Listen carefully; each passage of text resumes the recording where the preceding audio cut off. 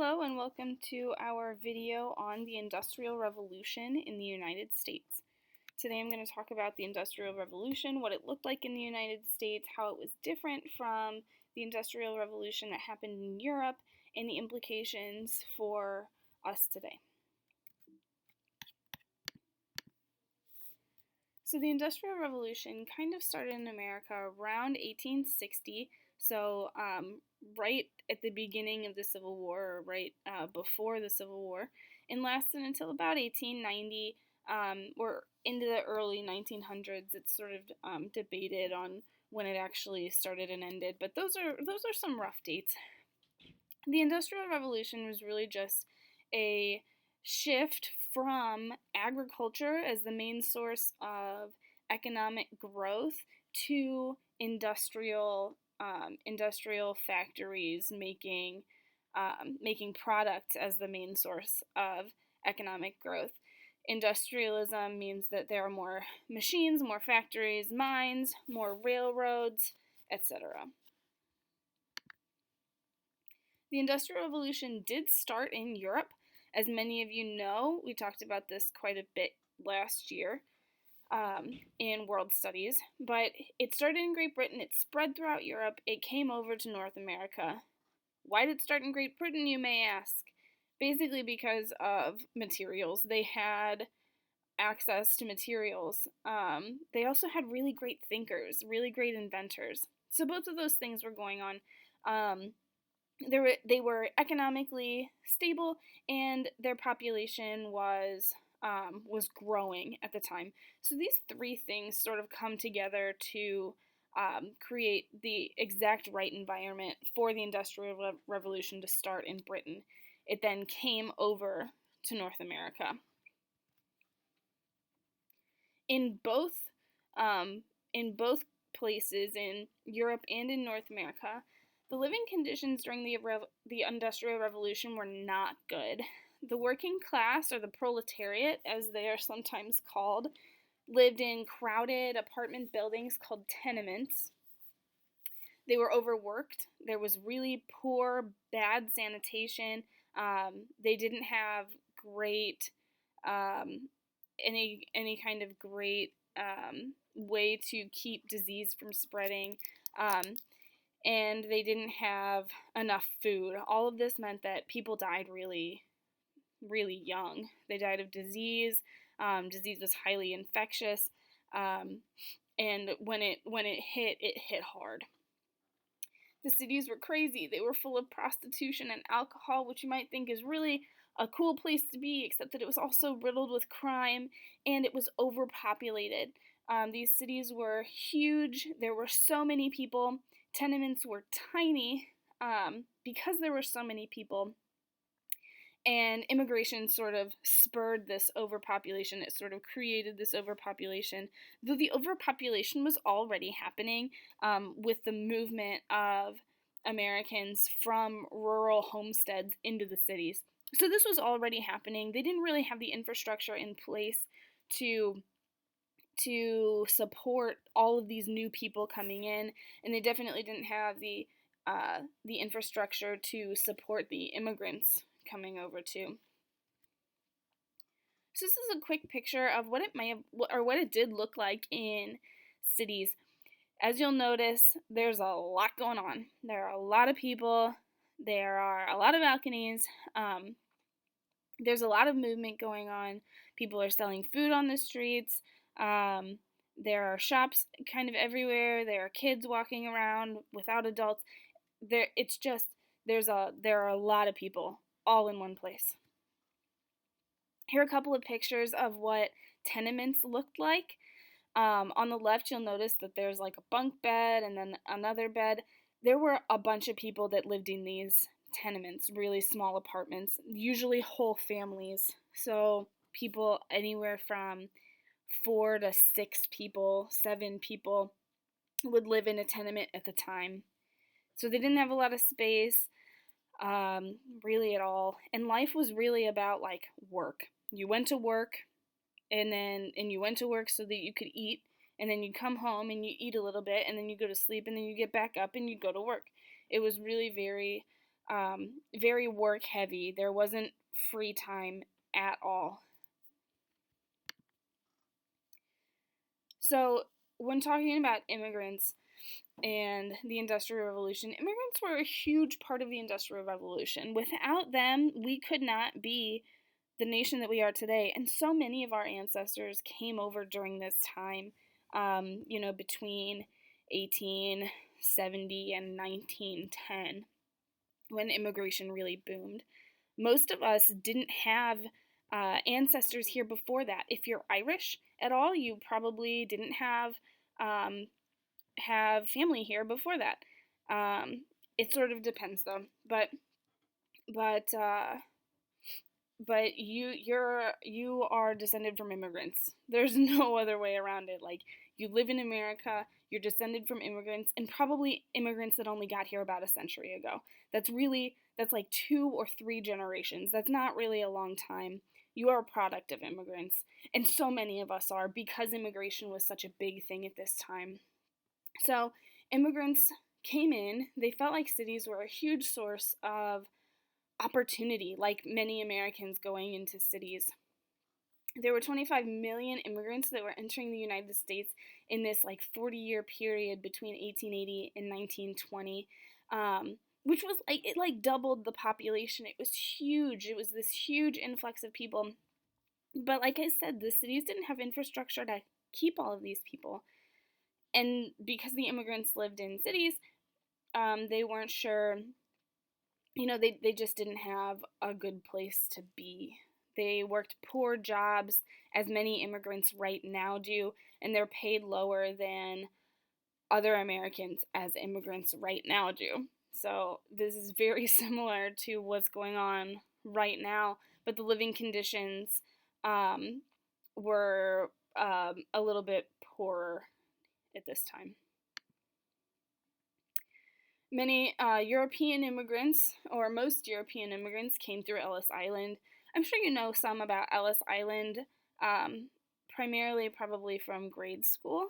Before 1890, the source of immigrants were coming from England and Ireland, and sometimes Germany, but the demographic changed between 1890 and 1920 when those 25 million people came in, and they were coming instead from places like Italy and Poland and Russia. This created a lot of problems, mostly racial ones, and we'll talk about that in class. Here's a picture of immigrants being processed at Ellis Island. So you'd arrive at Ellis Island, you'd go through, you'd get checked, you'd make sure that you didn't have any diseases that you were bringing in or whatever. They'd check your things, they'd do a pat down. It was very personal. They got in your space. Like most things during this time, it wasn't sanitary. It had no problems with being all up in your business. They also had tests at times, depending on who you were and where you were from, based on literacy. Like, if you can't read this in English, then you're not allowed to be an immigrant. You're not allowed to come into the United States, except so many people in the United States at this time couldn't read. So it's a whole thing. We'll talk about that in class too. So moving on from immigrants, the Industrial Revolution was a time of innovation and invention. Here's a list of inventions that were happening during the 1800s that were being created. The battery, the camera, dynamite, vacuums, the telephone. Here's the most important one in my opinion, toilet paper. Guys, what would we do without toilet paper? I don't even want to think about it. However, I think the biggest thing that came out of the Industrial Revolution in both Europe and in America was the creation of the mass production and assembly line. And this is considered an invention. It is an innovation, even if it's not a physical one, even if it's not something you can touch. The assembly line allowed for very quick production of goods that were identical. So, like right now, there are manufacturing plants that make cars, for instance. There's one machine or one guy that puts the left wheel on, one machine or one guy that puts the right wheel on, etc. There are a bunch of, everybody has one exact job. This allows you to get really good at that job and also to produce goods very, very quickly and in an organized way. So mass production in the assembly line really has led to modern day American capitalism. Without this, we could not be who we are today. The other thing that was huge during this time is railroads. The importance of railroads spiked coming into cities to move goods as well as raw materials. So, and people. So the railroads are really important at this time, which is why we're seeing so many new rail lines opening up. So let's talk about working conditions a little bit. So laborers were people who worked in factories and mills and mines. Working conditions were not great, to say the least. They worked a lot, like at least 60 hours a week. They made about 20 cents an hour. They had no benefits, so they didn't have any kind of health care. They didn't have any kind of sick leave. They didn't have any kind of vacation days. None of that. It was hourly. It was a lot of work, and there weren't any regulations against this. Here's a picture of a factory. I thought this was kind of interesting because it shows really how many different pieces there were and how busy it looked in a textile factory, how many pieces of machinery there were. The Industrial Revolution also opened up opportunities for women. Now, like I said, the working conditions weren't great, and this was across the board, but women could now have jobs. They made their own money. This is important. This allows women to be autonomous. It allows women to be on their own for the first time pretty much ever. So, the industrialization that happened in America allowed for feminism, really. It allowed for women to take control of their lives, which they couldn't really do before. However, there's a secondary issue, while it made opportunities for women, it also forced children to go into the workforce really early. And as you can see here, there are pictures of these two children working in a factory. This is part of these working conditions. Children were working, and we know this. This happened in Europe too. This isn't, just the United States. And in Europe, children received zero education. They didn't go to school at all. They worked in factories instead. Thought question: why?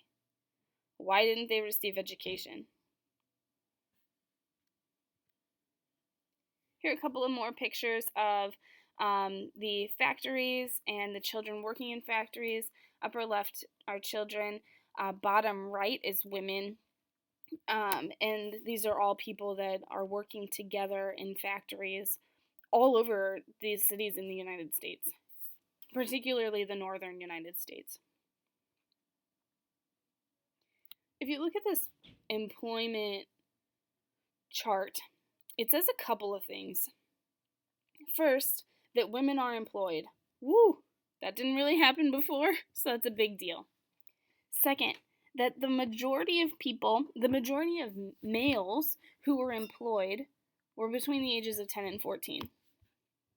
The majority of females that were employed, which is higher, as you can see, than the number of males, was 15 to 19. There's a fairly big discrepancy between females and males between 15 and 19 years old during this time, pretty much. That's my second question. Why? Why is there discrepancy? Why are there more females? And why are there more 10 to 14-year-olds and 15 to 19-year-olds than there are 25-year-olds or 20-year-olds?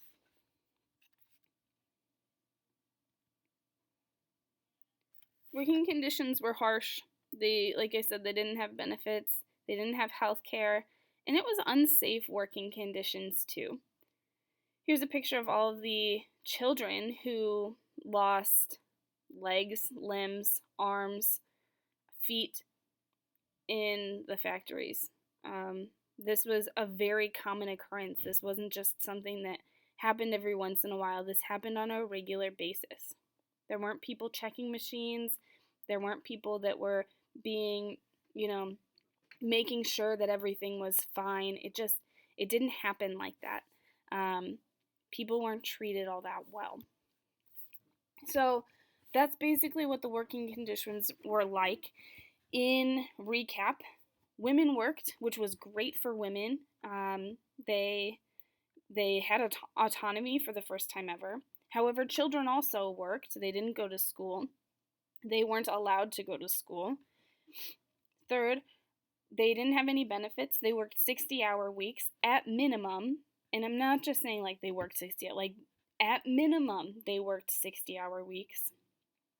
They didn't have any health care. They didn't have any sick time. And they made very, very little money. 20 cents is not enough money at any time, not just right now. We always think back and we're like, yeah, there's like that whole inflation thing. 20 cents can't be that little. It is. It's like $1. It's very little. I mean, can you imagine like spending $5 a week on all of your food and your clothes and your transportation and whatever? And like really right now $5. Like no, there's no way. Oh, and to support children. Yeah, no way. The last thing though is that in the working conditions, children and all people really were at risk for their health. There were problems in the mines with problems with the coal. There were problems in factories with a loss of limb and life in accidents. Like I said, this is very commonplace. So working conditions during this time are not good. Finally, there are environmental problems that we know came with industrialization and still comes with industrialization. The exploitation of natural resources kind of had to happen for industrialization to happen. Like I said at the beginning, part of the reason that Great Britain they were leaders in this industrial revolution, part of the reason that they could lead an industrial revolution was because they had access to natural resources, particularly coal, oil, and gas. However, they didn't really think about the environment. It wasn't something that was really thought of at the time, and they were thinking like, how am I going to make money? How am I going to stimulate the economy? And how am I going to do it as cheaply and as quickly as possible? So there really isn't any regard to life of any kind, not just human life, but what about the plants and the animals and the fish and whatever? They didn't really have thoughts and care about that. This also leads to air pollution and water pollution and land pollution too, believe it or not. This mass production requires that more and more land be utilized for production of goods. So that's a very brief primer on the Industrial Revolution. If you have questions, please let me know. Before class, please come up with 2 discussion questions and bring them in for class next time. Thank you.